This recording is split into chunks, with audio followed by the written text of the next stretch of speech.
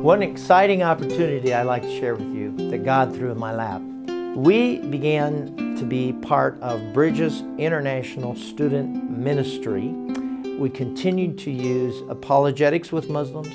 We used building relationships with some of the tougher countries like Saudi Arabia, Libya, and other countries. And September 11, 2001, 9/11 we call it, when the Twin Towers were destroyed, I flew out of New York City. We made it as far as Cincinnati and we were grounded immediately. And when I had looked around on this plane load of scared people, I saw some people that were from the country that I knew the language of, and they knew no English. I saw a couple of Syrian friends here who spoke limited English, but everyone was in a panic. And I said, hang on, I'll take care of you. Give me a few minutes. I called 1-800-HOLIDAY. All the hotels were full but one, and organized transportation to this hotel.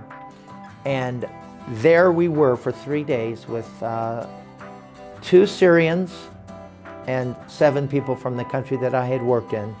And we shared, we talked, we had the most wonderful conversations, interesting conversations about life and eternity and God. We watched CNN and I translated day after day. And of course it was a scary time for Muslims in America at the time.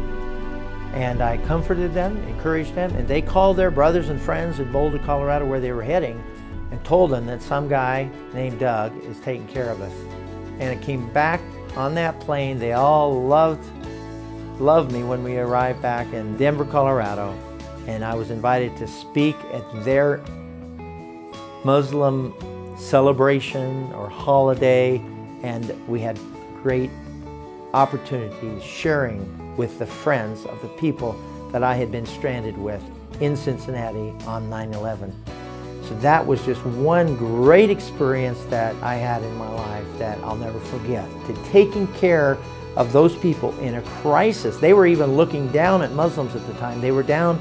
2 guys were even going to one of the pilot schools where one of the terrorists had been, the Syrian pilot and his son. But they were very much persecuted during those days, and I just loved them and cared for them. And that opened up many doors of ministry in Boulder, Colorado later.